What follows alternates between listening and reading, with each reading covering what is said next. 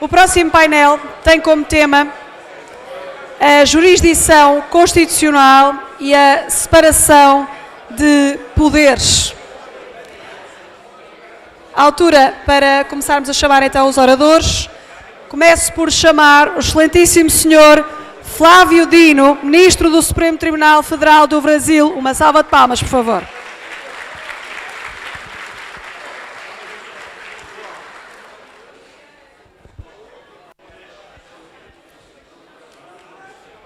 Muito obrigada, Sr. Ministro. Bom dia. Chamo também o excelentíssimo Sr. Carlos Blanco de Moraes, professor catedrático da Faculdade de Direito da Universidade de Lisboa. Uma salva de palmas, por favor.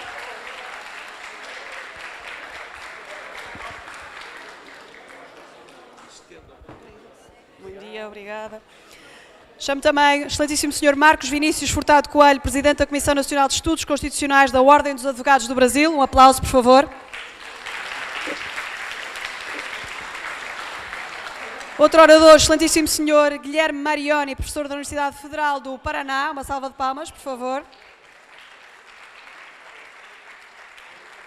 E o último orador deste painel sobre a jurisdição constitucional e também a separação de poderes é o excelentíssimo Sr. Lúcio Pagauraro, professor catedrático da Universidade de Bolonha. Uma salva de palmas, por favor.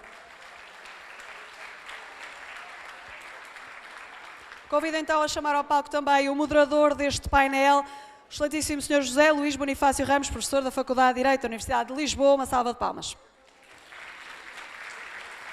Muito obrigada a todos. Está feito este painel. Desejo-vos uma boa discussão e boas ideias também. Até já.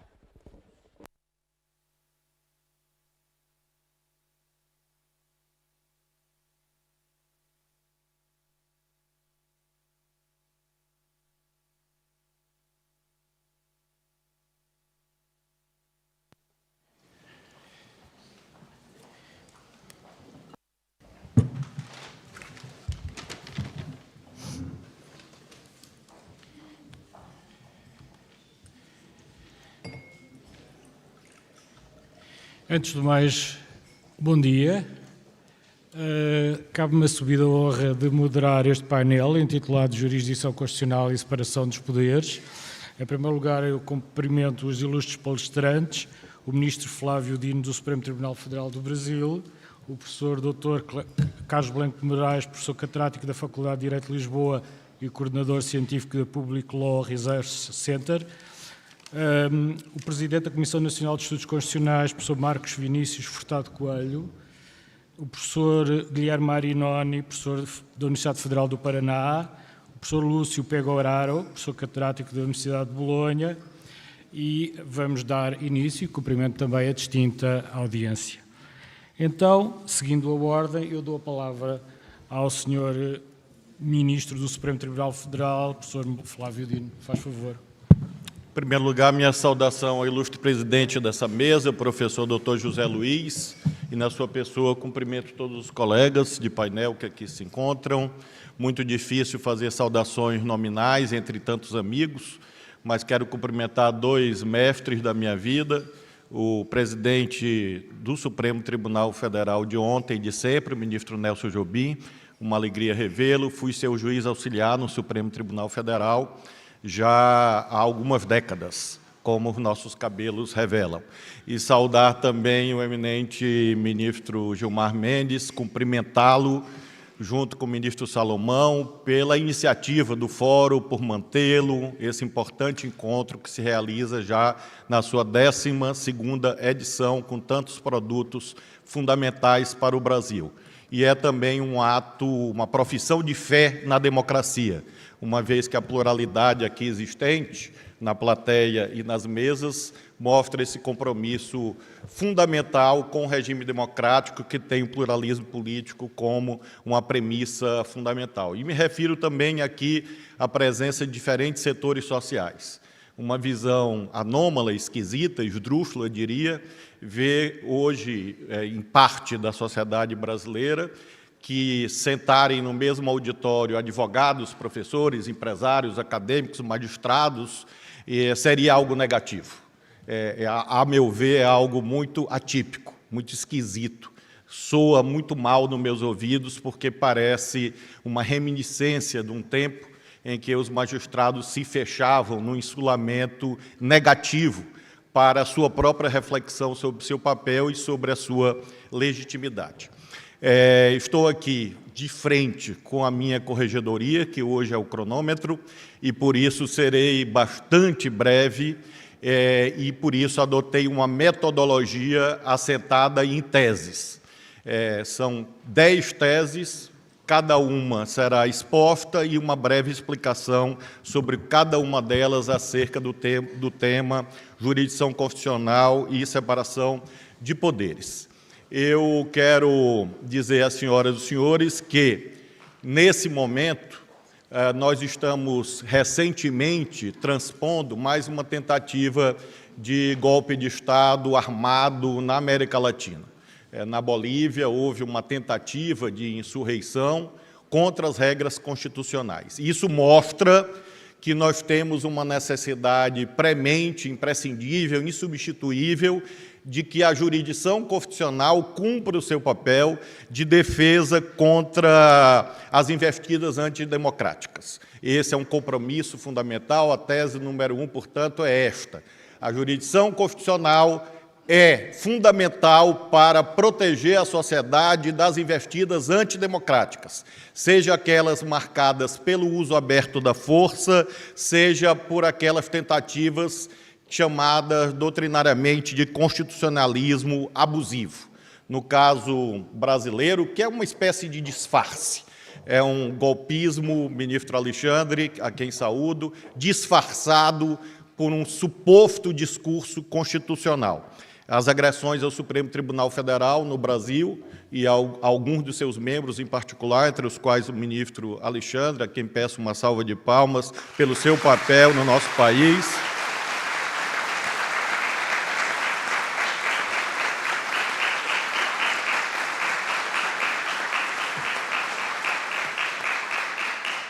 E sempre realço aquilo que eu aprendi com a ministra Rosa Weber, minha ilustre antecessora.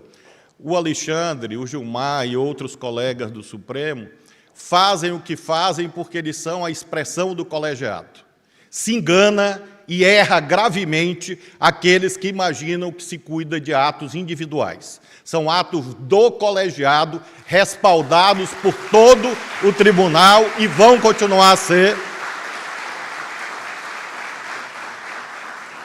combinando a necessária firmeza inerente ao uso coercitivo do sistema jurídico com a doçura possível, com o consenso possível. A segunda tese busca a compreensão de que o catálogo de direitos e deveres fundamentais ganha vida em face da jurisdição constitucional e, portanto, por dedução lógica, sem a jurisdição constitucional, fenecem os direitos e deveres fundamentais plasmados a partir do artigo 5º da Constituição da República. O constitucionalismo e a jurisdição constitucional no nosso país e em outros países é que dá vida, vivifica, dá realmente concretude à literalidade generosa das normas consagradoras de direitos. A tese número 3. Um debate que ressurgiu, a meu ver, também de modo atípico, acerca da legitimidade, professora Marilda, do Poder Judiciário em face das regras da democracia. Me sinto obrigado a, evocando José Martí, dizer que todo aquele que repete uma verdade diz uma novidade. Então, repitamos a verdade aparentemente despicienda, mas não é. O mesmo padrão qualitativo de legitimidade democrática que marca os poderes políticos do Estado, o Executivo, o Legislativo, está presente no Poder Judiciário. São legitimidades de diferentes naturezas, mas não são legitimidades hierarquizadas. Uma deriva da delegação direta da soberania popular, a outra deriva dos critérios eleitos pela democracia moderna, em que a Constituição reveste o Poder Judiciário de legitimidade própria e de igual patamar em relação aos poderes políticos do Estado. esse tema vem sendo fortemente questionado naquilo que é o maior sucesso de todos os tempos da última semana, que é a ideia da judicialização da política como sendo algo evitável ou negativo, ou fruto de voluntarismo individual deste ou daquele magistrado. Assim não é. É, na verdade, um imperativo constitucional. E nós temos muitos exemplos em que o Supremo tem procurado exatamente compreender essa legitimidade sua, que não é menor nem maior do que a dos demais poderes, entre os quais a busca da afirmação do diálogo entre os poderes como caminho para a solução de controvérsias. Nós temos toda a técnica dos processos estruturais se consolidando no nosso país, nós temos a tese da repercussão geral 698, que preconiza que o judiciário busque soluções consensuais, visando a concretização de políticas públicas, e eu mesmo, nessa curtíssima experiência de 4 meses, tenho procurado agir segundo esses cânones, a exemplo da audiência de conciliação que recentemente designei para conversarmos, os 3 poderes e outros órgãos constitucionais, acerca do chamado orçamento secreto, um dos mais tormentosos temas institucionais hoje no nosso país, e a busca de conciliação no dia 1º de agosto me parece a comprovação empírica, entre outras tantas, dessa atitude de reconhecimento das legitimidades recíprocas entre os vários poderes do Estado. Tese 4. Nós temos um compromisso com os valores universalistas. Nesse tempo do ultraindividualismo, dos particularismos, nós precisamos lembrar dos paradigmas de estruturação da sociedade, não só no Ocidente, mas, sobretudo, nos últimos séculos. Razão, busca de valores consagrados na fórmula política da Revolução Francesa, de liberdade, igualdade, fraternidade, e uma perspectiva universalista para que nós possamos quebrar uma das maiores ameaças à sociabilidade e, por conseguinte, ao Estado democrático de direito, que é exatamente essa noção de salve-se quem puder. Então, nós precisamos afirmar que a jurisdição constitucional tem, sim, o dever de proteger as minorias, de fazer concordância prática entre os direitos fundamentais, porque isso é inerente ao pluralismo e é inerente ao papel contramajoritário das cortes. Mas nós temos também um compromisso indeclinável com os temas de interesse de toda a sociedade. Então, o universalismo é necessário para romper essa lógica de bolhas que as redes sociais fazem migrar para a vida concreta. Tese número 5. Não existe antinomia entre substancialismo e procedimentalismo, assim como não existe antinomia entre ativismo e autocontenção. Na verdade, são atitudes metodológicas que são aplicáveis em cada contexto de acordo com a natureza da controvérsia e de acordo com a demanda da sociedade. Eu nunca vi nenhum ministro do Supremo Tribunal Federal ou do STJ, ou dos outros tribunais, saírem correndo pela Praça dos Três Poderes para catar um processo e colocar lá dentro. O problema é que, quando as situações conflituosas caminham por aquela praça e não encontram outra porta, acham o prédio do Supremo mais bonito, a rampa é menor, e lá eles entram. E lá chegando, nós não podemos jogar os problemas no mar ou no Lago Paranoá, e nós não podemos prevaricar. E é por isso que o Supremo Tribunal Federal, entre aspas, se mete em muita coisa. Eu diria, nós somos metidos em muita coisa, exatamente em face dessa conflagração que marca a sociedade brasileira, mas não só, nesse momento não tão glorioso das democracias no Ocidente. A tese, portanto, é aquela segundo a qual, para adotar uma postura procedimentalista, é preciso ter valores. O substancialismo é que suporta, é que dá sentido a uma atitude procedimentalista. E, portanto, se você defende valores da democracia, é claro que você é, de modo inexorável, procedimentalista. Mas ser procedimentalista não pode significar fingir que não está vendo. Ser procedimentalista não significa se omitir à vista das demandas que nos são apresentadas por empresas, por partidos, por governos estaduais, por diferentes segmentos sociais que recorrem ao Supremo Tribunal Federal, portanto, a jurisdição constitucional. A tese 6 é aquela segundo a qual não é verdade que o ativismo é sempre do bem, e não é verdade que a autocontenção é sempre do mal e vice-versa. Quem procura absolutizar essas concepções, na verdade, esquece passagens como a era Lochner na Corte Suprema dos Estados Unidos, em que o ativismo vinha para impedir direitos dos mais pobres. E deixa de lembrar passagens do nosso Supremo Tribunal Federal em que a autocontenção permitiu que uma brasileira grávida fosse entregue aos nazistas. O Supremo Tribunal Federal brasileiro tem essa passagem em que, por unanimidade, o habeas corpus de Olga Benário não foi conhecido, foi julgado improcedente. E ela, brasileira, grávida, foi entregue à morte nos campos de gás do nazismo. Isto é autocontenção? E isto seria do bem, por acaso? É claro, portanto, que o substancialismo explica como adotar ou não uma atitude procedimentalista em cada contexto histórico. Assim como lembro passagens históricas do nosso Supremo Tribunal Federal, quando no período de 64 a 68, teve a coragem de, contra as baionetas que se pretendiam emanadoras de normas jurídicas, deferir habeas corpus em favor de jornalistas, em favor de professores, em favor do então governador de Goiás, Mauro Borges, a primeira liminar dada em habeas corpus num sábado, por um ministro da Suprema Corte, para garantir, naquele momento difícil da vida brasileira, que as regras constitucionais fossem observadas e o governador de Goiás da época não fosse apeado do poder. Isso é ativismo? Não, isso é cumprimento das regras constitucionais. A tese número 7, professor José Luiz, e caminho para o final, é que nós temos que entender o sentido de previsibilidade. Previsibilidade não é evidência, previsibilidade não é saber como o tribunal vai decidir. Creio que o Gilmar, que é o mais antigo de todos nós, Alexandre, hoje já consegue. Eu lá tento adivinhar o resultado do julgamento e quase sempre erro, porque eu olho para os olhos dos meus colegas, vejo o seu histórico doutrinário e jurisprudencial e digo, vai dar 6-5, vai dar 7-4.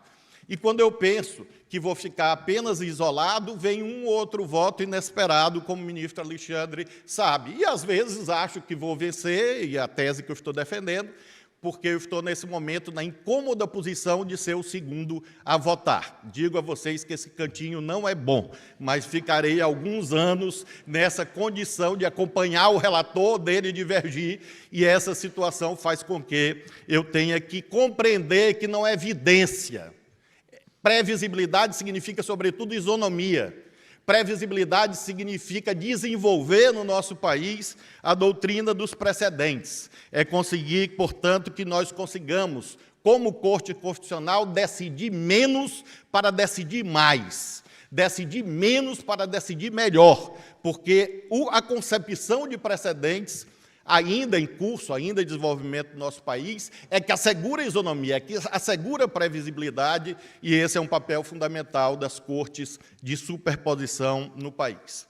A antepenúltima tese. A tese 8 e a tese 9 podem ser fundidas numa só. Tese 8, tese 9. Quais os dois grandes impasses do nosso tempo? Os impasses que ameaçam a sobrevivência da humanidade de modo apocalíptico. Mudanças climáticas, os gaúchos bem sabem, e as novas tecnologias. Nós sempre tivemos revolução científica e tecnológica desde que o fogo e a roda foram inventados. Porém, nós temos uma diferença. As tecnologias eram acessórias ao trabalho humano, eram facilitadoras do trabalho humano. Hoje nós temos um patamar em que, pela primeira vez na história, as tecnologias tornam cada vez mais largos contingentes humanos descartáveis. As tecnologias como substitutivas do trabalho humano, inclusive na área jurídica. Eu temo o dia em que o magistrado vai submeter a sua decisão a uma ferramenta de inteligência artificial. Porque o viés de confirmação e o tecnodeterminismo é muito forte. Às vezes nós estamos numa estrada, olhamos uma placa e a ferramenta diz outra coisa e nós ficamos em dúvida. Onde está a verdade? No nosso sentido ou na ferramenta?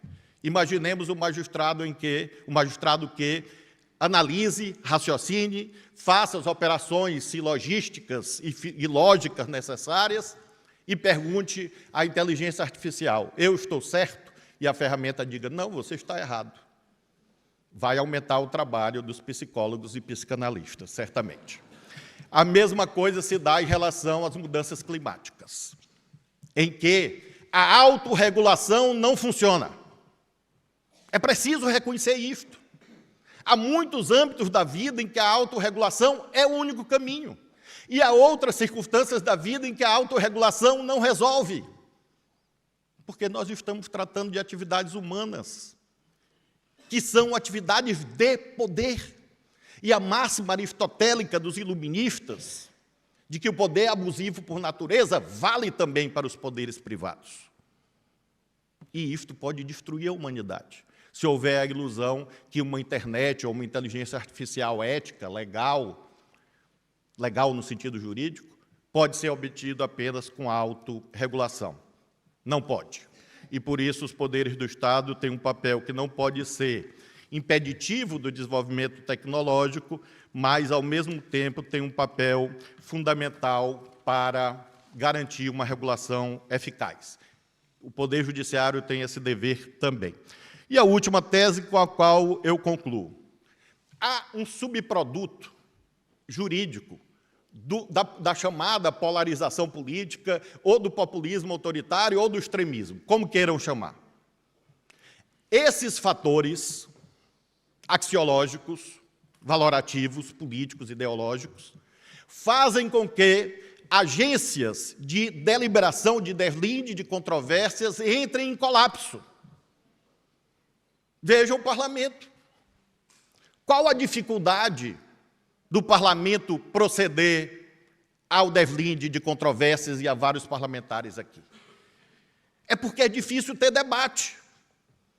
O parlamento brasileiro vive um momento em que a confrontação física se tornou, inclusive, método ordinário, no duplo sentido da palavra, de disputa política. E isto faz com que os temas não sejam resolvidos, porque não há ambiente. Às vezes, Gilmar, perguntam, meu amigo Salomão, por que fazer esse fórum em Lisboa? Eu respondo a vocês, porque talvez no Brasil fosse impossível fazer. Infelizmente. Infelizmente.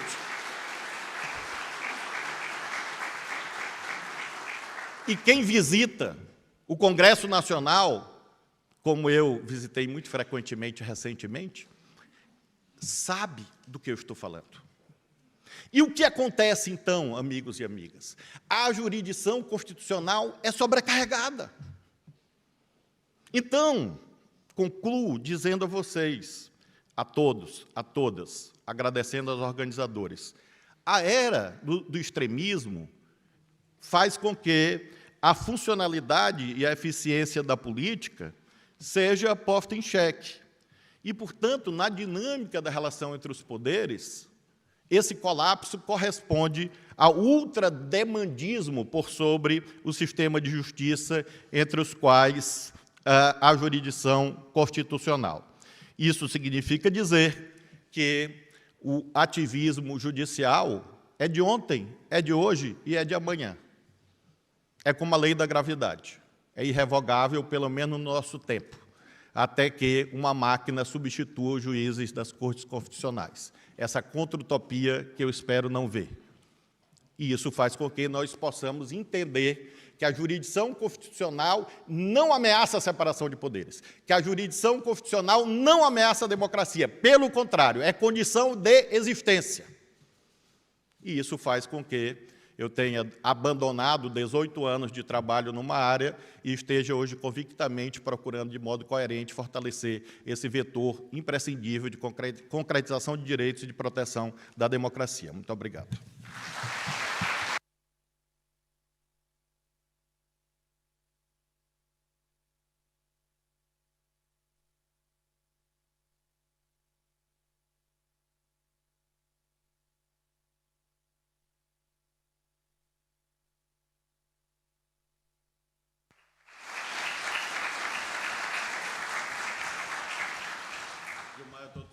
Gilmar, eu estou tranquilo porque Alexandre disse foi bom. Eu não vou para nenhum inquérito. Muito obrigado, Ministro Flávio Dino. A seguidamente dou a palavra ao professor Carlos Blanco Moraes. Faz favor. Muito obrigado, Sr. Professor. Cumpre-me, em primeiro lugar, de saudar os membros da mesa, em primeiro lugar o Ministro Flávio Dino e também, na sua pessoa, o Estado de Maranhão, onde eu passei um período tão feliz durante algum tempo e também debates académicos particularmente instigantes. Gostaria também de saudar o meu amigo professor Lúcio Pegoraro, da Faculdade de Ciências Políticas de Bolonha. Gostava de saudar o professor Marinoni, também o Dr. Marcos Vinícius Furtado Coelho e também o meu amigo José Luís Bonifácio Ramos. Bom, o tema, saudaria também todos os presentes e um pouco em contracorrente, eu falaria eu habitualmente falo de temas relativamente atuais, mas hoje vou regressar talvez ao século passado, rememorando um debate feito entre Carl Schmitt e Hans Kelsen sobre quem é, de facto, o custódio ou o defensor da Constituição. De facto, estamos a falar de dois imortais cuja leitura continua a ser seguida em todas as grandes faculdades de Direito. E foi o tema da defesa ou da garantia da Constituição que motivou entre eles um debate histórico de convocação obrigatória. Se hoje, em democracia, é absolutamente inequívoco que a garantia da Constituição assenta nos tribunais e assenta na justiça constitucional, realidade, aliás, expandida universalmente em todas as democracias, na Europa dos anos 30 tratava-se de uma questão completamente em aberto. Tínhamos uma agonizante República de Weimar ameaçada ou entalada entre duas ameaças totalitárias, o nazismo e o comunismo stalinista. E, efetivamente, o local da garantia da Constituição era um problema em aberto e um problema existencial do Estado de Direito. Kelsen, como toda a gente sabe, sustentava a criação de um tribunal constitucional especializado. Aliás, na Constituição Austríaca dos anos 20 foi feito um ensaio, enquanto Schmitt entendia, porque considerava a Constituição uma decisão política fundamental, entendia que devia ser um órgão político com poderes moderadores, neste caso o Presidente da Alemanha. Ambos perderam no curto prazo. Kelsen foi perseguido pelo nazismo e teve de se exilar. Carl Schmitt, por desgraça sua, seduzido por Heidegger, tornou-se jurista da coroa do nacionalsocialismo, mas caiu daí a poucos anos em desgraça dentro do próprio regime. No pós-guerra, não há dúvidas quem é que venceu o debate. Venceu necessariamente Kelsen com o alargamento da justiça constitucional como garante da Constituição. Portanto, mesmo, eu diria, antes de responder a uma questão que todos devem colocar, porquê voltar a este debate no século XXI, eu direi apenas, muito sinteticamente, que Schmitt, para além de não ter razão relativamente a quem seria o custódio da Constituição, não tinha razão também quanto a alguns dos pressupostos jurídicos da sua construção. Em primeiro lugar, Schmitt dissociava a Constituição de lei constitucional. Dizia que a Constituição era uma decisão política fundamental e ilimitada, um pouco na lógica de Sieyès, e a lei constitucional, uma lei que seria produzida precisamente pela Constituição e à qual ele desvalorizou. Ora, isso não é verdade. Efetivamente, uma decisão incondicional dentro da lógica de Sieyès é o poder constituinte. A Constituição é lei. E a Constituição só ganhou efetividade como lei quando foi garantida pelos tribunais. Antes, quando era garantida dentro da matriz francesa pelos parlamentos, em um sistema de autopoliciamento ou em certas monarquias dualistas pelo rei, de facto, o garante da Constituição muitas vezes violava a própria Constituição. A supremacia da Constituição era muitas vezes nominal e só, efetivamente, com a justiça constitucional ganhou efetividade. Outro aspecto, segundo aspecto em que não teve razão, teve a ver com o caráter extraordinário das inconstitucionalidades. Para Schmitt, violação a uma decisão fundamental tão importante tinha que ser respondida ou com o veto ou com o estado de exceção. Ora, hoje em dia a inconstitucionalidade é uma questão banal. Hoje em dia, nos nossos países, fluem inconstitucionalidades e elas são reprimidas, obviamente, através dos tribunais. Não é necessário dramatizar, como Schmitt fazia, as inconstitucionalidades convocando estados excepcionais. Schmitt também dizia que, no fundo, a relação norma a norma, lei, Constituição, era algo que não deveria ser da competência dos tribunais. Os tribunais só podiam julgar a relação entre caso concreto e norma. E, portanto, se o juiz se entrasse no domínio da ponderação entre dois critérios políticos de decisão, um na Constituição e outro na lei, invadia aquilo que era a reserva material da Constituição. Não é assim.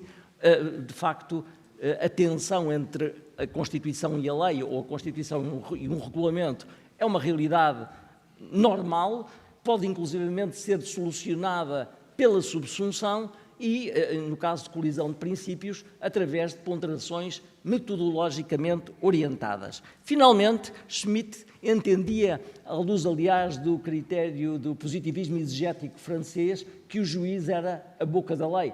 Positivismo exegético que ele criticou curiosamente e contraditoriamente noutras obras. Ora, o juiz autómata não é, de facto, o juiz do tempo presente. De facto, o juiz interpreta o direito, concretiza normas, integra lacunas, corrige vícios, mede as consequências das suas sentenças através de um approach consequencialista. E, portanto, direi que, mesmo no plano dogmático, Schmitt, que era um grande jurista, não tinha razão nesta base. Portanto, porquê convocá-lo agora? Porquê convocar, de facto, este debate ganho por Kelsen? Porque, de facto, tal como no célebre conto do Fantástico que imortalizou Mary Shelley, a criatura, ou seja, a justiça constitucional, projetou a sua força para lá da vontade do Criador, ou seja, do Criador ou dos Criadores. Num caso, Kelsen, no outro caso, Marshall, nos Estados Unidos. Mauro Cappelletti disse que, tal como o século XIX foi o século dos juízes administrativos, o século XXI seria o século dos tribunais constitucionais. E o facto é que o poder da justiça constitucional cresceu, para alguns até desmesuradamente, em todo o mundo, em particular na Europa. E, inclusivamente, criou no âmbito da União Europeia tribunais supraconstitucionais, como é o Tribunal de Justiça da União Europeia, que chegaram ao ponto de transformar tratados de direito internacional público numa Constituição, num passo de magia, o que, de facto, para positivistas como eu, é algo dificilmente compreensível. Primeiro, porque acho que os tribunais não fazem passos de magia, mas muito menos usurpam um poder constituinte que é do povo. O poder constituinte é do povo, tem que ter legitimidade popular e não tem necessariamente, não pode ser produto de uma unção de qualquer jurisdição e muito menos do Tribunal de Justiça da União Europeia, que de facto existe por vontade dos Estados expressa em tratado. Fala-se muito em ativismo, tem-se falado aqui neste evento, em politização da justiça, em jurisdicionalização da política, em exercício de poderes moderadores e até substitutivos do legislador, mas tudo isto à volta do papel da justiça constitucional e dos tribunais internacionais e supranacionais. E é precisamente porque Schmitt, repristinado, porque Schmitt, não tendo razão no debate com Kelsen, anteviu aquilo que poderia ser um dia um Estado judicial. Ele falou no Estado legislador, ele falou no Estado executivo e também falou no Estado judicial. Ora, a justiça constitucional, é certo, excedeu muito o papel do legislador negativo de que falava Hans Kelsen. E o debate, hoje em dia, este debate não pretende de modo algum questionar precisamente o papel do Tribunal Constitucional como único garante da Constituição. Aquilo que pode pôr em causa, porque há posições diferentes sobre esta matéria, mesmo na Europa, é o certo papel jupiteriano de certos tribunais constitucionais como garantes da Constituição, seja no plano nacional, seja no plano internacional. O que é que diz Schmitt sobre essa matéria? Porque aquilo que nos interessa agora ver em Schmitt é, essencialmente, aquilo que ele entende ser o Estado Judicial. Ele entende que ele estudou nos Estados Unidos o papel do Supremo Tribunal Federal Americano e ele, tal como Kelsen, não gostam de princípios. Entendem que princípios não são normas. E ele diz que aquilo que o preocupa seria o decisionismo judicial do Supremo Tribunal Federal Americano quando este decide sobre dúvidas na base de princípios gerais, diz ele, abusivamente qualificados como normas. Ele considera que o elemento decisionista de uma sentença nem sempre assentaria numa argumentação convincente, mas num argumento de autoridade que, no fundo, eliminaria a dúvida e imporia o direito. E para ele, no fundo, haveria um caminho, através deste decisionismo, para um Estado judicialista. Um tribunal que operaria como uma aristocracia togada, como um órgão aristocrático, sem a legitimidade popular do legislador. E ele adverte, uma lei não é a mesma coisa do que uma sentença não é o mesmo do que uma lei. E é o facto, e este ponto deve ser meditado, é o facto do juiz decidir necessariamente com base numa norma que constitui o fundamento da sua independência e da sua inamovibilidade. Ora, para Schmitt, nem tudo aquilo que decide um juiz será sinónimo de justiça, de imparcialidade e de independência, tudo dependendo do respeito pelos limites constitucionais à qual está vinculada a decisão judicial. Separação de, portanto, é neste contexto que eu passaria para a segunda parte da exposição, que tem a ver com a separação de poderes hoje, porque o tema do nosso encontro tem a ver precisamente com justiça e separação de poderes. O que é que significa hoje a separação de poderes? O professor Canutilho diz, e bem, que as Constituições modelam de forma muito diferente o princípio da separação de poderes. E, portanto, primariamente, a separação de poderes tem aqui dois pilares. Em primeiro lugar, deve-se respeitar o critério de que o órgão a quem é atribuída uma determinada função do Estado e o primado dessa mesma função não pode, de alguma forma, imiscuir-se no primado de funções que são atribuídas a outros órgãos. Por outro lado, e este é um segundo elemento da separação de poderes, todos os poderes podem ser, em tese, responsabilizados pela forma como exercem as suas competências. E, portanto, a teoria do núcleo essencial de competência de que Canutilho fala significa o exclusivo da função jurisdicional pelos tribunais, a atribuição aos parlamentos do primado da função legislativa e ao governo, aos governos, o papel de órgão central da administração pública. E aquilo que se perguntará muitas vezes, isto pode ser provocador, pode uma Constituição em democracia admitir que um órgão do poder político possa ter o primado de mais do que uma função do Estado? O primado, quer dizer, todos nós sabemos, sobre a função legislativa, que o Parlamento tem o primado legislativo e exerce as competências legislativas mais importantes e controla-as, o que não significa que tenha o exclusivo. O Governo, em Portugal e também no Brasil, o Executivo, pode legislar. Mas pode um órgão ter o primado de todas estas funções, do Legislativo, do Jurisdicional e do Executivo? Aquilo que se pode dizer é que, em democracia, pode. Porque se o órgão que, de facto, tiver este cúmulo e este primado, tiver legitimidade democrática, for eleito democraticamente. Agora, perguntar-se sendo democrático um regime assim conformado, é um Estado de Direito, aí será duvidoso. Porque, como dissemos há pouco, o Estado de Direito implica separação de poderes e, como ensina Canutilho, a separação de poderes repudia a concentração do poder numa só mão. Portanto, também temos outra dimensão, que é a dimensão dos freios e contrapesos. O poder político, o poder legislativo, o poder jurisdicional, todos eles estão sujeitos a limites e a controlos. E a grande pergunta que hoje em dia se faz, e também nomeadamente a nível da construção europeia relativamente ao Tribunal de Justiça da União Europeia, será: existem limites efetivos ao poder jurisdicional? Não terá o poder jurisdicional a última palavra em termos de qualquer tipo de controvérsia?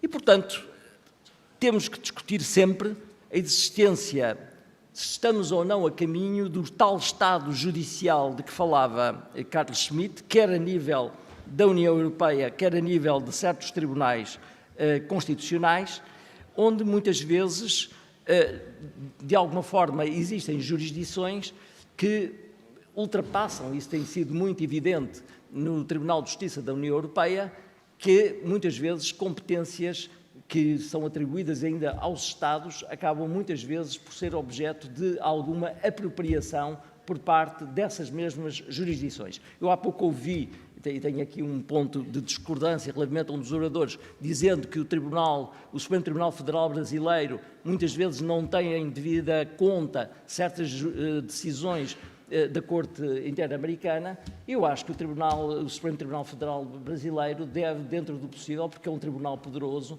sustentar, defender a soberania do Estado brasileiro, sobretudo de um Estado tão relevante que é quase um império na América do Sul. Um império lusitano, enfim. Mas o nosso império. E, portanto, isto para dizer que estas posições abusivas de certos tribunais, como o Tribunal Constitucional colombiano, que seguramente não se colocam nem no Tribunal Constitucional português, nem, suponho eu, no Supremo Tribunal Federal brasileiro, mas, de qualquer forma, temos aqui a necessidade de repensar aquilo que se pretende à luz do princípio da separação de poderes de um Tribunal Constitucional. E é por isso que Schmitt, o provocador, regressa para nos interrogar o que é que nós queremos de um Tribunal Constitucional. Queremos, no fundo, um tribunal cassatório, um tribunal substitutivo do legislador, o legislador negativo de Kelsen, um órgão corretivo, um órgão moderador. A única resposta que pode ser dada a esta matéria não é nos tribunais, mas é nem sequer no legislador, é na Constituição. A Constituição, como lei fundamental, é quem deve ter uma resposta, e uma resposta clara, porque ela é a fonte de todas as competências soberanas e, sobretudo, de limite aos poderes do Estado, e permitam-me acentuar, a todos os poderes do Estado, sem exceção. Muito obrigado.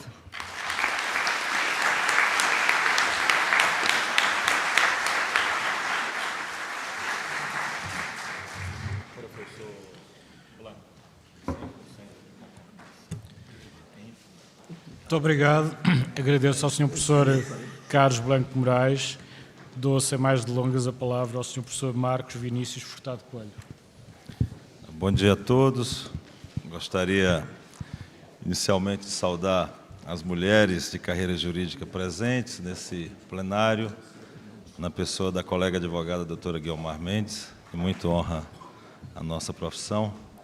Saudar os ministros do Supremo Tribunal Federal presentes, ministro Gilmar Mendes, Alexandre de Moraes, especialmente o colega debatedor, palestrante, que se ouve com muita proficiência, que já conheço desde a época do movimento estudantil, no Maranhão, Piauí, na década de 80, ministro Flávio Dino. Saudar o ministro de sempre, Nelson Jobim, os ministros do STJ presentes, Safrânio, Ricardo Cueva, e especialmente Mauro Campo, futuro corregedor nacional de Justiça, quem faço voto de pleno êxito. Ao Dr. Carlos Blanco de Moraes, agradeço o convite que me é feito desde os primeiros encontros. Tenho a satisfação de ter palestrado em todas as edições, o que muito me honra, muito me deixa feliz, do Fórum de Lisboa.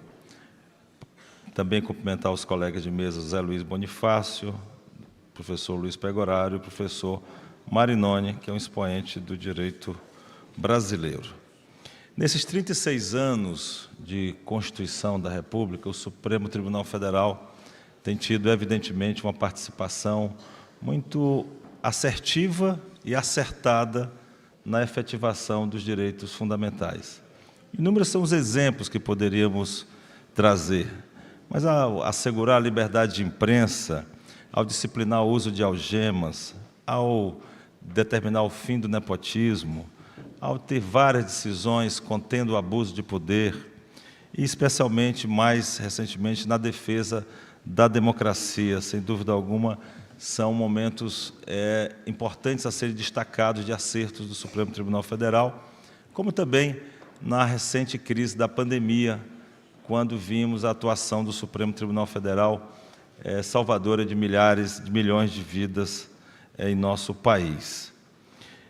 A Ordem dos Advogados do Brasil sempre esteve ao lado do Supremo Tribunal Federal nessas importantes lutas e nessas conquistas. Partiu da Ordem dos Advogados do Brasil as iniciativas que resultaram em várias dessas demandas, várias dessas decisões em favor da sociedade brasileira.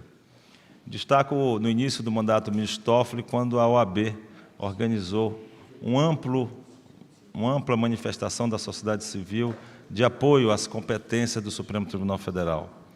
Quando, em junho de 2020, também fizemos uma ampla manifestação a favor do combate às fake news na defesa da democracia brasileira. Como também por ocasião de um certo 7 de setembro em nosso país, em que a OAB reagiu fortemente para a prevalência das competências do Supremo Tribunal Federal, e poderia, para não descansar com exemplos, quando a Ordem dos Advogados do Brasil também se posicionou de forma veemente contra a tese do poder moderador das Forças Armadas, entendendo a nossa entidade que o poder moderador era algo da Constituição Imperial e que não mais persistia numa república federativa, que, aliás, e agora entro no tema, o nosso constitucionalismo, a nossa tradição constitucional republicana, que parte de Rui Barbosa, bebeu, sem dúvida alguma, na tradição americana da América do Norte. E a inspiração do check and balance, do controle recíproco entre os poderes, é que deve inspirar a atuação da jurisdição constitucional e a separação dos poderes, que bem melhor esse tema poderia ser jurisdição constitucional e equilíbrio entre os poderes, que é o que todos nós buscamos ao exercer a jurisdição constitucional. E quando se fala da tradição norte-americana, é preciso ler a advertência de Madison nos seus artigos federalistas, quando ele dizia que o poder não é exercido por anjos, o poder é exercido por homens. E exatamente por isso é que é preciso ter um sistema de freios e contrapesos, de check and balance, para que o poder detenha o poder, para que o poder contenha o poder e evite o abuso de poder. Me parece que a jurisdição constitucional e o equilíbrio dos poderes têm esse norte principal, evitar o abuso no exercício do poder por parte de todos os que o detêm. E nessa advertência de Madison, permita-me que possa lê-lo, porque os clássicos, nesse momento, obviamente, devem ser lidos com a mente e a cabeça do momento atual, mas eles devem ser lidos, não devem ser esquecidos, por isso que são clássicos. Quando Madison escreveu, há algum tempo atrás, o acúmulo de todos os poderes, legislativo, executivo e judiciário, nas mesmas mãos, seja de uma pessoa, de algumas ou de muitas, seja hereditário, autodesignado ou eleito, pode ser justamente considerada a própria definição de tirania. Daí a necessidade da separação e do equilíbrio dos poderes. E vai concluir: a grande garantia contra uma concentração gradual dos vários poderes no mesmo braço consiste em dar aos que administram cada poder os meios constitucionais necessários e os motivos pessoais para resistir aos abusos dos outros. Então, não há um poder moderador de qualquer dos poderes. O que há é o equilíbrio e há o contrabalanço e o controle recíproco entre os poderes. E, em minha concepção, ministro Flávio Dino, as principais virtudes de uma corte, e vai uma concordância plena com a sua assertiva, não está sequer numa atitude ativa, nem uma atitude passiva. Está no equilíbrio, está justamente na busca daquilo que não demoniza uma atitude nem outra. Por vezes é necessário uma atitude mais responsiva, uma atitude mais protagonista, uma atitude mais imperativa e de cumprimento da Constituição, quando temas fundamentais estão em disputa, quando a dignidade da pessoa humana, a existência das minorias e a defesa da democracia estão em questionamento. São temas que, sem dúvida alguma, impõem uma atuação mais forte de uma Suprema Corte. Mas, por outro lado, há momentos em que uma atitude passiva e de deferência aos outros poderes, ao Poder Executivo, que tem a capacidade institucional, por excelência, de efetivar as políticas públicas, ao Poder Legislativo, que tem a função princípio de editar as normas legais, representante do povo. Há momentos, e que me parece que esses são os momentos em maior, espero que seja, um momento com mais tempo de existência, porque senão teremos mais crises do que estabilidades, a atitude deferente aos outros poderes, que é uma atitude passiva, deveria ser buscada. É aquela resposta no livro Como Salvar a Democracia, isso está bem posto, esse princípio implícito do constitucionalismo americano, que é a reserva institucional. Eu posso, mas eu devo, nem tudo que é permitido me convém. Isso está em Coríntios, nós que somos leitores da Bíblia, sabemos disso, nem tudo que é permitido me convém. Então, é essa autocontenção.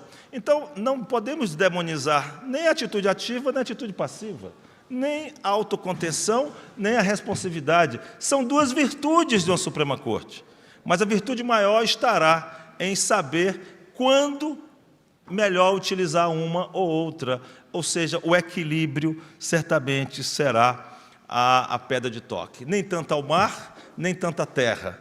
É aquela também, nós que somos maranhenses, sabemos do que nós falamos muito lá, que a diferença entre o remédio e o veneno está na dose. A dose deve ser adequada para que o remédio tenha realmente o efeito almejado. Devemos evitar, nesse caminhar, o decisionismo. O decisionismo, como todos sabemos, é aquela ideia, aquela ação, aquela atitude de que primeiro eu tenho uma decisão e depois eu busco o fundamento para ela. Primeiro eu chego à conclusão do que decidir e depois eu vou verificar quais os fundamentos jurídicos, técnicos, que devem se encaixar naquela decisão já previamente tomada. Isso não é ciência jurídica, isso é decisionismo que deve ser evitado. O subjetivismo absoluto deve ser evitado. Sabemos que não há uma objetividade plena, mas a objetividade mínima deve ser buscada para que tenhamos, sem dúvida alguma, legitimidade e compreensão por parte da sociedade quanto à nossa atuação. E vou me referir a um exemplo em que problemas como esse ocorreram. Nem tudo é perfeito. Me refiro ao caso em que o Supremo Tribunal Federal enfrentou a prisão em segunda instância. Quando nós sabemos que a Constituição do Brasil é expressa ao exigir o trânsito em julgado para a culpabilidade. O trânsito em julgado é uma norma expressa. Qual o princípio que seria mais forte do que uma norma constitucional, cogente, imperativa? Eu trago esse exemplo porque, felizmente, acolhendo a ADC proposta pela OAB 44, o Supremo Tribunal Federal reviu essa posição e verificou que não era possível a prisão em segunda instância por aplicação do princípio da segurança pública, ou por princípio da moralidade, ou o princípio da efetividade do processo penal, uma espécie de principiolatria, como falou ontem aqui o ministro Dias Toffoli, que devemos evitar. Não podemos ter juízes e que tenham os princípios de estimação, cada qual com seus princípios de estimação, principalmente quando temos normas expressas no texto constitucional ou no texto da lei. O Supremo corrigiu esse equívoco, mas esse equívoco serve para que possamos ter a devida atenção à fundamentação, à análise das regras do Estado de Direito deve ser primeira, após o que virá a decisão que seguirá uma análise técnico-jurídica acerca da matéria. É aquela ideia de que do Estado de Direito ninguém está acima da lei, nem governados, nem governantes, nem jurisdicionados, nem juízes. Todos estão e devem cumprir, e juram cumprir, a Constituição e as leis do país. Então, isso é Estado de Direito, isso é aplicação da isonomia em relação a todos. E qual, então, as medidas, quais, então, as medidas que considero importantes e interessantes para que tenhamos um ambiente de maior harmonia entre os poderes? Porque, quando se fala em separação, não podemos esquecer que a nossa Constituição da República não trata apenas de separação ou de independência dos poderes. Ela fala em independência e harmonia entre os poderes. Como buscar a harmonia que, como a norma expressa da Constituição, deve orientar todos nós, intérpretes e aplicadores do direito? Em primeiro lugar, o diálogo institucional. Devemos aprofundar o diálogo institucional, o diálogo entre os poderes. Como disse o ministro Flávio Dino, vivemos numa sociedade pluralista, devemos ter amor ao debate, o amor à divergência. Não devemos ver o outro como inimigo, o que pensa diferente de mim não é o meu adversário, não é meu inimigo, é apenas alguém que participa comigo do processo democrático. Quanto mais os que exercem os poderes da República. Todos devem participar deste debate. Sabemos, e temos aqui a presença deste grande humanista do Ministério Público brasileiro, o Dr. Paulo Gonet, a quem peço a salva de palmas, ele que nos deu a distinção de ir à Ordem dos Advogados do Brasil, no início do seu mandato, assinar com a OAB um termo de compromisso de defesa recíproca das prerrogativas dos membros da advocacia e do Ministério Público, a demonstrar essa visão que o ministro Flávio Dino trouxe, que eu estou falando, que é do Dr. Paulo Gonet, de que participamos deste debate e devemos dele ter um verdadeiro amor. E esse diálogo institucional, como sabemos, em algumas jurisdições de alguns países, são, inclusive, organizados. Sabemos que no Canadá e em alguns outros países, na Inglaterra, não há uma determinação imediata de inconstitucionalidade de norma, mas uma determinação de que o Legislativo possa corrigir a norma. Essas rodadas hermenêuticas são feitas de idas e vindas, não há uma decisão do tudo ou nada. No Brasil, nós não temos essa organização ainda institucional, procedimental, mas é algo que, se verificarmos, já aconteceu na história de nosso país. Quando o Brasil adotou a questão da coligação vertical, né, o Congresso Nacional, a coligação vertical obrigatória, a verticalização das coligações, o Congresso Nacional aprovou a emenda constitucional dizendo a verticalização não será aplicada, não será observada. Depois o Supremo Tribunal disse, está bem, nessas próximas eleições não, mas na seguinte sim. Então houve essa rodada hermenêutica não organizada, mas que recentemente, com relação à vaquejada, nosso Maranhão é tradicional com as vaquejadas, estou concluindo, o Supremo disse a vaquejada não pode ter porque é maus tratos aos animais. O Congresso Nacional aprovou a emenda da Constituição dizendo que a vaquejada é um bem cultural do país e desde que os animais sejam protegidos, que haja regra de proteção, ela pode existir. A matéria voltou ao Supremo Tribunal Federal, que ainda vai decidir sobre a matéria. Então, são rodadas hermenêuticas que são feitas e me parece que com o andar dos tempos e com a estabilidade política de nosso país, com a assegurada democracia, me parece que o próximo passo é que esses diálogos sejam cada vez mais frequentes e que isso não gere necessariamente crises. Além do diálogo institucional, a segurança jurídica, que, como já foi dito, não significa a previsibilidade do que cada juiz vai decidir exatamente, até porque cada um tem a sua livre convicção, mas significa vigorar aquela expressão em que eu tenho que saber as regras que serão vigorantes e saber como elas podem ser aplicadas. Essa estabilidade tem a ver com a isonomia, tem a ver com a segurança jurídica, a estabilidade das relações sociais e a conquista de uma paz social. É preciso que a sociedade brasileira tenha a seguinte convicção: se eu me comportar de acordo com as leis de meu país e de acordo com a interpretação das leis de meu país, feita pelos tribunais naquele instante, eu estarei com o meu direito assegurado, eu não terei uma surpresa posterior na invasão da minha esfera de direito, é que, de fato, a cidadania possui direito à menor intervenção possível na esfera das suas liberdades individuais. Para concluir, equilíbrio, prudência, cautela, caldo de galinha não faz mal a ninguém. Muito obrigado. Caldo de galinha sobretudo. Agradeço ao professor Marcos Vinícius Coelho. Dou seguidamente a palavra ao professor Lúcio Pegoraro. Cumpriu o horário?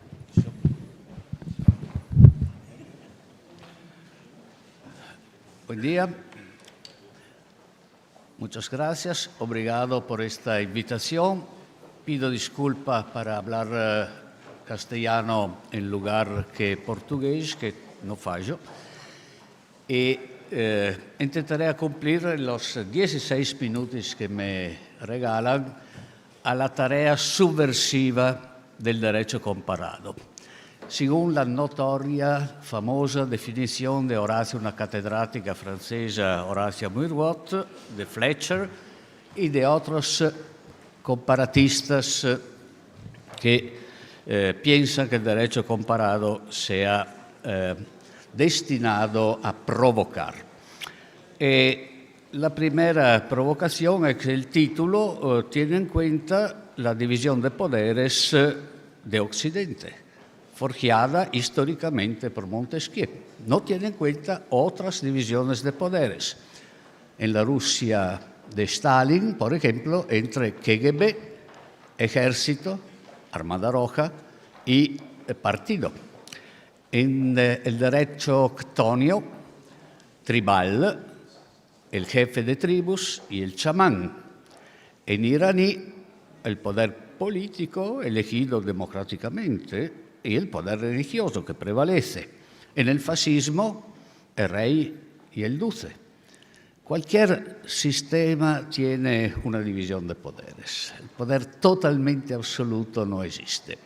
Y la idea que nosotros hablamos solo del derecho occidental es una de mis críticas. Solo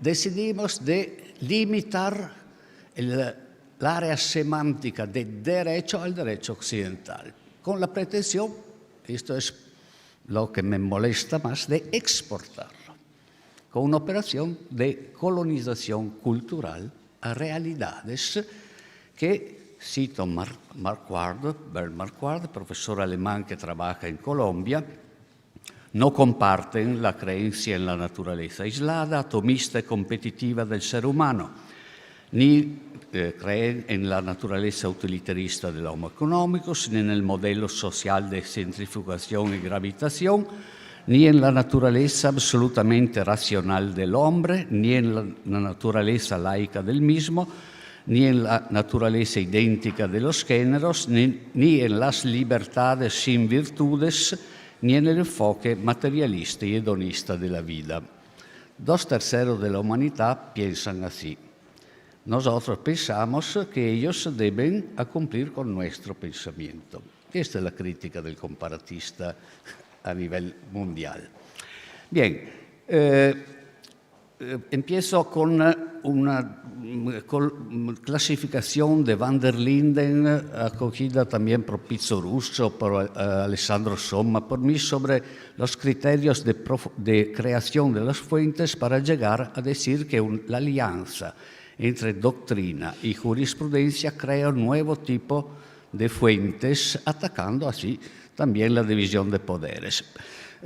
Más o menos se individualiza en la historia y en la actualidad una legitimación de producir fuentes que se basa en el mando haz lo que dicen los antepasados, el derecho tradicional, el derecho ctonio. La segunda es haz lo que dice Dios, el derecho religioso de varios género muy variado. Una tercera fuente es haz lo que hemos decidido de hacer, el derecho convencional, la estructura contractual del derecho. El cuarto es hace lo que dicen los sabios, derecho román de producción de los grandes ex colegas de Bolonia, Irnerio, etcétera, etcétera, pero también el derecho hindú, los pareceres de los gurús, islámico. La gran parte del derecho islámico es un derecho jurisprudencial de producción culta. La sunna son los pareceres. Es una fuente importante. Finalmente, la prevaleciente, la producción política, puede ser el parlamento, el alcalde, prefeito o el dictador, el jefe de tribus, todo lo que no pertenece a las otras. Segundo pasaje. Kelsen dice que entre una sentencia y una ley no hay ninguna diferencia cuanto a la politicidad. Son ambas fuentes políticas. Lo que cambia, dice Kelsen en réplica al Hüter der Verfassung de Schmidt, es el grado de discrecionalidad. Solo el grado. Y Kelsen decía el grado de la ley es más elevado. Hoy no es así, justamente, a mi parecer, por la creación de una hiperconstitución por parte de esta alianza entre fuente doctrinal, una parte de la doctrina jurídica, y fuente jurisprudencial, tribunales constitucionales e internacionales, que aliados han construido una fuente que no es ni solo doctrinal, ni solo jurisprudencial, ni política, ni convencional, ni tanto menos, por supuesto, de origen tradicional. Y la construcción del núcleo hiperconstitucional, según muchos autores, incluso no comparatistas, pienso en Riccardo Guastini, que es muy crítico, comporta una revolución en las fuentes. Los manuales normalmente empiezan con la Stufenbau, donde arriba está la Constitución. Hoy no, arriba está la hiperconstitución. ¿Y cuál es su contenido en líneas muy largas? En primer lugar, el énfasis absoluta en los derechos. Todo lo demás está fuera de cualquier parámetro de evaluación por parte de esta doctrina jurídica y en su mayoría de los tribunales. La prueba que este efecto se traduce a todos los niveles, bien, una tesis de licenciatura de una buena chica de las mías, analiza el debate parlamentario en tiempo de COVID. 167 diputados hablan, algunos de fuentes, casi todos de derechos, solo uno cita deberes. Uno. El derecho del preso, el derecho de la mujer embarazada, el derecho del obrero, el derecho de los profesores, solo derechos en COVID. Yo he analizado 2.000 libros y artículos siempre sobre el COVID, solo 20 se ocupan de la desigualdad en el mundo. Los profesores le interesan los derechos. Me parece un poco peligroso, solo derechos. Hemos olvidado otras categorías que pertenecían a nuestra cultura, legalité y la fraternité, y que permean otras culturas, la armonía, el respeto recíproco, la naturaleza. ¿Dónde están en los parámetros enfatizados por la doctrina y la jurisprudencia? Desaparece incluso la seguridad, que en el grande OBS es la finalidad del Estado, para venderla se convierte en un derecho individual y no en la finalidad del Estado. Esa énfasis es la primera componente del núcleo, que però tira consigo también otras consecuencias. Por ejemplo, se multiplican en las constituciones las formas de democracia protegida. En el pasado, de las cláusulas pétreas. En el pasado normalmente eran 1 o 2. La forma republicana no puede ser objeto de revisión constitucional, por lo que afecta límites a la revisión, y cuanto a la democracia, ahora viceversa son decenas. Está prohibido modificar los derechos. La Constitución portuguesa es un ejemplo magnífico del elenco infinito, pero paralelamente también los partidos, según el modelo alemán, que tiene su historia de democracia protegida, se va extendiendo, y no solo a los partidos clásicos, comunistas y fascistas, sino a los que predican el odio, los que hacen discursos racistas, los que apoyan la secesión o divisiones territoriales. Hay un listado enorme de protección del núcleo, y entonces la fórmula de la democracia libre, a la francesa, a la inglesa, va desapareciendo. Esta defensa del núcleo, representado sobre todo por los derechos de los ciudadanos, pero los extranjeros están fuera de la protección.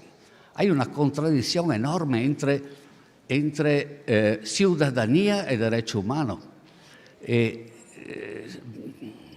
Hemos olvidado, en primer lugar, no taxation without representation. El dueño de una tienda que trabaja de 15 años en Portugal o en Italia y paga impuestos, normalmente él sí le paga, no tiene voz. Estamos olvidando los pilares no del socialismo, del comunismo y del pluralismo mundial, sino también del liberalismo, enfatizando demasiado los derechos. Dinámicamente, ¿cuáles son los problemas que provoca esta construcción del hipernúcleo? Bien, el desplazamiento fuera de la soberanía nacional del parámetro. Los intérpretes son los tribunales internacionales, todo bien, con una pequeña contradicción lógica. En Estados Unidos los tratados son parámetros porque necesitan de los 2/3, cumplen a una función contramayoritaria. En la mayoría de los países son aprobados por mayoría simple, y llegamos al paradojo que prevalecen sobre lo que Hamilton llamaba la ley a la cual estamos más vinculados. La ley aprobada por el pueblo, que debe prevalecer sobre la ley aprobada por los representantes del pueblo. Ahora se ha invertido, no con una parificación de los tratados a la ley, pero el paradojo es que los tratados aprobados por una mayoría simple prevalecen no solo sobre la ley, sino, como en el caso Fait chileno, sobre la propia Constitución. Esto es ilógico, Pese que me gustan los tratados que defienden los derechos humanos, pero mi crítica no son en el contenido, son en algunas incongruencias de la construcción de este hipernúcleo. Y bien, vuelvo y termino a la división inicial sobre la legitimidad de producción de las fuentes del derecho. La doctrina neoconstitucionalista construye este edificio antidemocrático porque no se basa en la legitimidad popular. ¿Y en quién confía? No puede confiar en el poder democrático, debe confiar en un poder al lado, el de los tribunales. Y tiene una fe absoluta en los tribunales.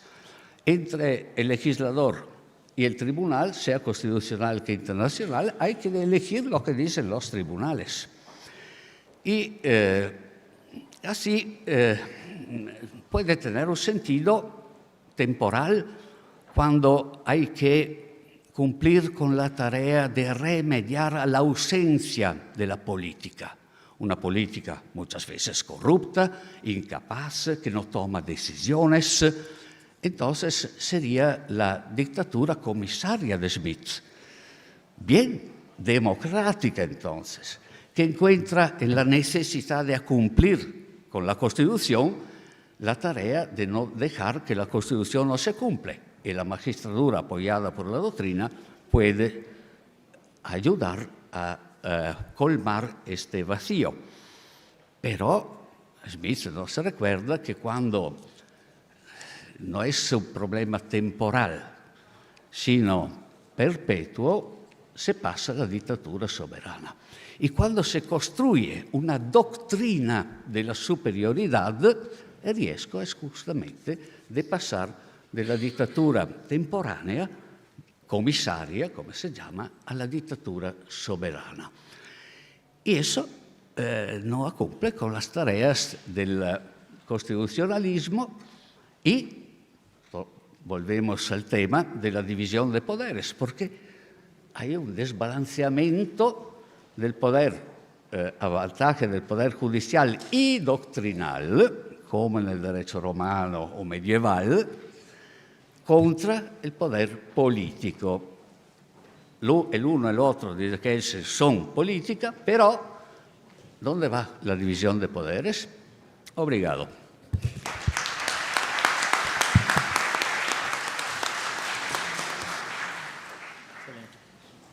Agradeço ao professor Lúcio Pegoraro e, por fim, dou a palavra ao professor Guilherme Marinoni. Por favor. Muito obrigado. Bom dia a todos. É um prazer estar aqui nesse belíssimo evento. Eu quero cumprimentar a todos os colegas, o ministro Dino e os professores que aqui estão presentes, na pessoa do professor Carlos Blanco de Moraes, que me fez o convite para participar, e a quem, em nome de quem também eu cumprimento todos aqueles que estão no auditório. Nós estamos falando aqui de separação de poderes e controle de constitucionalidade. Considerando tudo que foi falado até aqui, me parece que nada é mais importante do que se ter em conta que o judiciário, a partir de um determinado momento, mediante o controle de constitucionalidade, passou a exercer a função de desenvolver a Constituição e de editar normas e precedentes gerais e vinculantes a partir da zona de penumbra dos direitos fundamentais. Esse é o ponto. O Judiciário hoje dita precedentes com função geral e vinculante, portanto, normas a partir de regras indeterminadas postas na Constituição. Isso significa, obviamente, criar direitos constitucionais. Pois bem, se o Judiciário tem nas mãos o poder de criar direitos constitucionais, obviamente que, exatamente porque a concretização dos parâmetros de controle de constitucionalidade das normas constitucionais imprescindem da realidade social, imprescindem dos fatos constitucionais, nós temos que dar o devido valor, a devida atenção aos fatos constitucionais, a tudo que rodeia os fatos constitucionais, bem como ter consciência que, para uma deliberação pública pautada em princípios constitucionais, é imprescindível que cada um dos poderes tenha consciência da sua limitação no que diz respeito aos fatos. Ou seja, todos nós sabemos que existem fatos inesclarecíveis. Um juiz de direito sabe quando os fatos são inesclarecíveis. O Código de Processo Civil regula isso. O Código de Processo Civil permite a redução do módulo da prova, permite a inversão do ônus da prova, exatamente quando o juiz não tem condições de decidir rente à verdade dos fatos, aquilo que Calamandrei denominou de verdade dos fatos. Peter Haberle hoje fala expressamente em verdade do Estado constitucional, utiliza a palavra, cabe à Corte buscar a verdade do Estado constitucional, uma expressão muito parecida com aquela que é utilizada pelos processualistas civis que apontam para o dever judicial do juiz de primeiro grau e dos tribunais de apelação. é interessante porque, quando nós temos em conta a necessidade de buscar a verdade do Estado constitucional, nós temos aí um ponto que, obviamente, importa muito mais do que aquele que diz respeito à necessidade do juiz de primeiro grau e dos tribunais ordinários trabalharem bem e adequadamente com os fatos. Quando nós falamos em busca da verdade do Estado constitucional, obviamente nós estamos pensando em participação da população na deliberação pública. Nós estamos pensando na participação dos grupos via MIT na deliberação pública, na Corte e também no Parlamento, que é o locus da deliberação parlamentar. O problema é que, para a realização da busca da verdade, é imprescindível o procedimento adequado. O próprio professor Haberle deixou isso claro quando escreveu sobre a verdade no Estado constitucional. É preciso procedimentos. Entretanto, as Cortes Supremas e Constitucionais, quase todas, do mundo todo, banalizam a aferição e a discussão a respeito dos fatos constitucionais. Parece exagero, mas não é. A prova está na referência ao que vem acontecendo no âmbito da Suprema Corte dos Estados Unidos. A Suprema Corte dos Estados Unidos, além de não contar com especialistas, toma em consideração os fatos a partir daquilo que é levado à Corte pelos amici curiae e pelas partes. E quando toma em consideração informações que a elas são levadas pelos advogados, não submete essas informações ao contraditório. Continuando com essa estratégia, que é uma estratégia que ignora a necessidade do contraditório, algo que é imprescindível para a participação e para o encontro da possível verdade, a Corte americana costuma requisitar informações a órgãos públicos e privados. E mais do que isso, costuma privadamente buscar informações na internet para decidir. São frequentes as decisões, o caso Graham versus Flórida, por exemplo, onde o Procurador-Geral da República teve a obrigação de informar a Corte, depois do trânsito em julgado da decisão, que a Corte havia apoiado-se, numa informação acerca de fatos, a ela apresentada por um órgão oficial que, infelizmente, estava equivocada. Ora, a solução para essa decisão, obviamente, tem que ser o overruling, a revogação do precedente. Mas a circunstância é a de que, caso existisse um procedimento adequado, caso a Corte tivesse oportunidade e dever, como deveria ter, de dar às outras partes e aos amici oportunidade de falarem sobre a informação que foi apresentada pelo órgão oficial de governo, esse equívoco teria sido corrigido e a decisão correta teria sido produzida.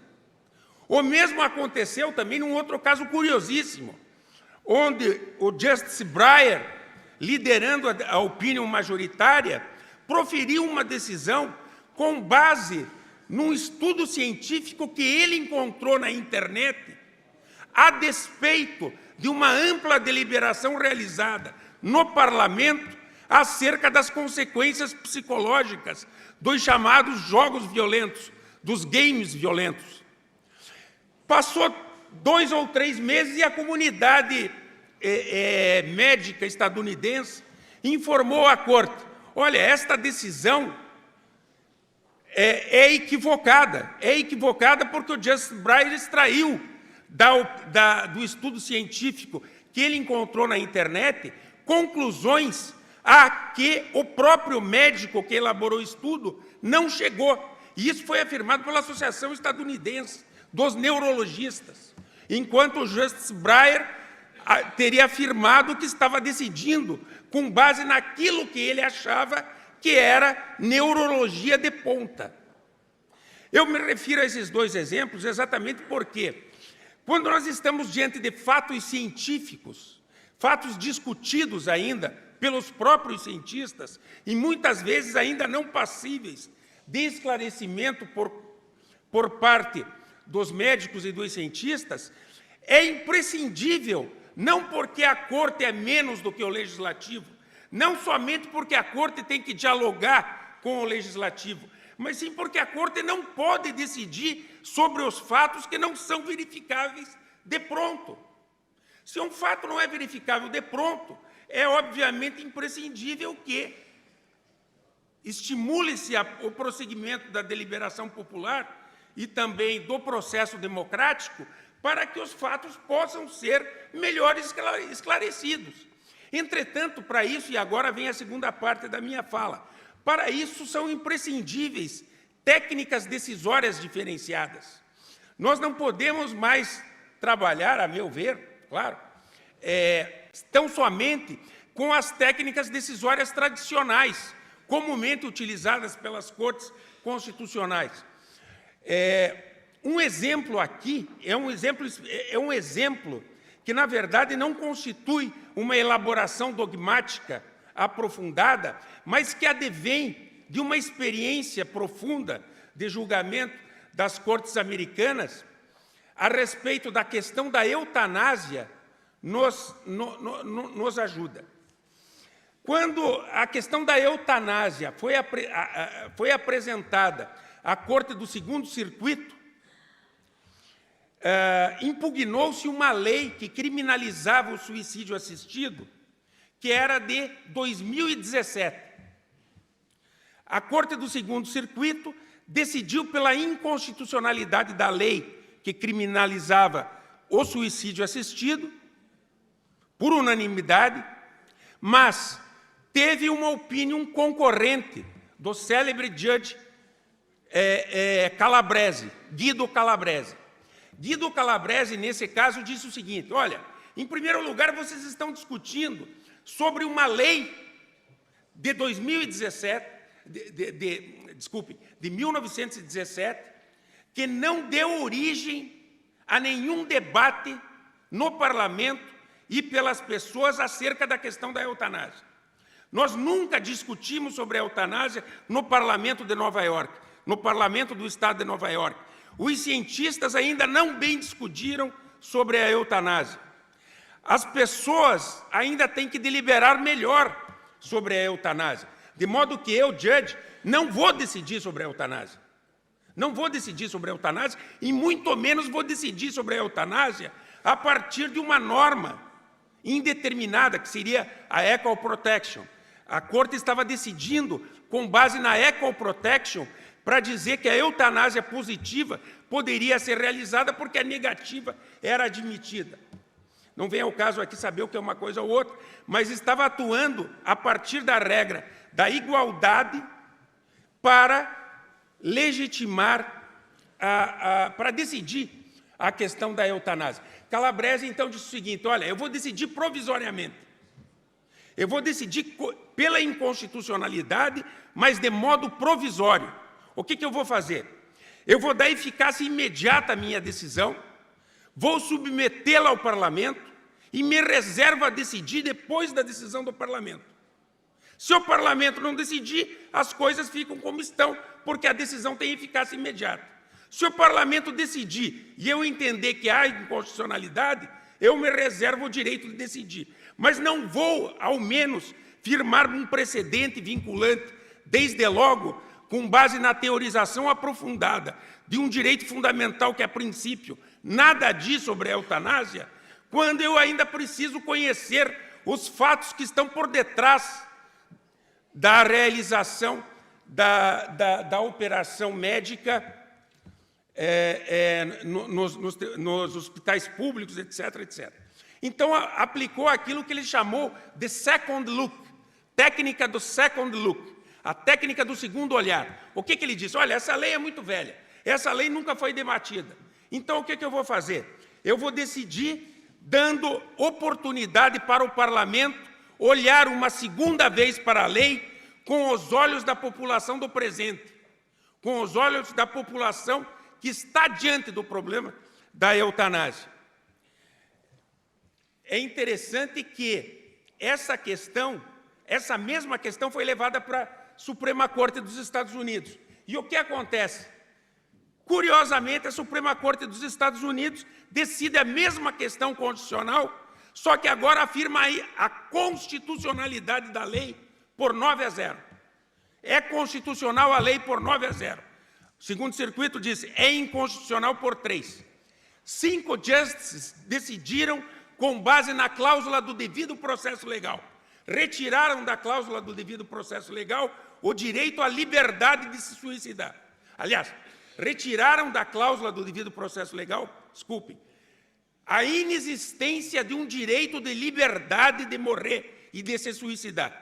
Então disseram, a cláusula do devido processo legal não protege a eutanásia, não viabiliza a decisão pela eutanásia. Entretanto, 4 justices proferiram uma opinião concorrente, ao lado da opinião majoritária. A opinião foi concorrente porque também afirmou a constitucionalidade da lei para que não houvesse vacatio legis e, durante um determinado período, existisse uma norma protegendo o direito à vida. Mas disse a Justice Ginsburg, por exemplo, olha, eu também não posso decidir sobre a questão da eutanásia. E não vou decidir sobre a questão da eutanásia com base na cláusula do devido processo legal, porque isso é roubar da sociedade o direito de ser informada sobre a realidade que subjaz à questão da eutanásia. Por que eu vou decidir de modo puramente normativo, com base na cláusula do devido processo legal, quando eu tenho que conhecer os fatos e a realidade para decidir? Então, disse o Justice Souter, a Justice O'Connor e a Justice Ginsburg, em opinião concorrente, nós não vamos decidir sobre a eutanásia, vamos manter a lei em vigor para que possamos, no futuro, depois de ouvidos os parlamentos estaduais e a ciência médica,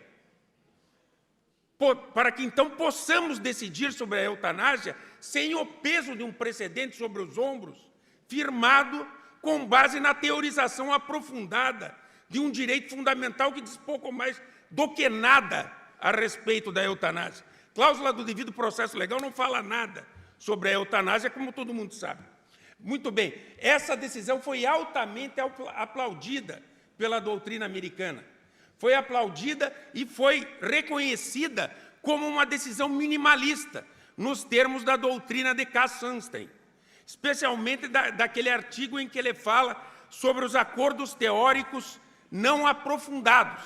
Sunstein diz, quando a Corte sabe que os fatos devem ser melhor esclarecidos, embora já tenham sido pensados pelo Legislativo e pelas pessoas, mas quando eles têm que ser melhor esclarecidos, é prudente não aprofundar a teorização da questão à luz dos direitos fundamentais. É prudente, por exemplo, decidir a partir da proporcionalidade. É prudente, por exemplo, proferir uma decisão constitucional ou inconstitucional de natureza provisória, frisando na parte dispositiva que a Corte estará à espera de uma decisão do Parlamento para então voltar a decidir. Enfim,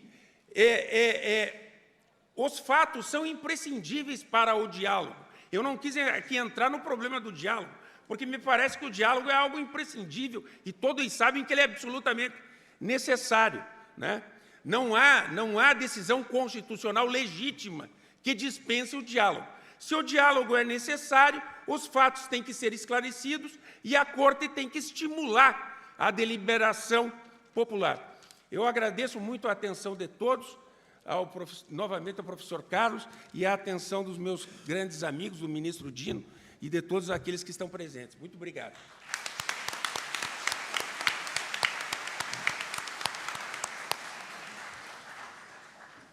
Eu agradeço ao professor Guilherme Marinoni e agradeço também aos ilustres palestrantes e dou por encerrado este painel Jurisdição Constitucional e Separação de Poderes. Muito obrigado.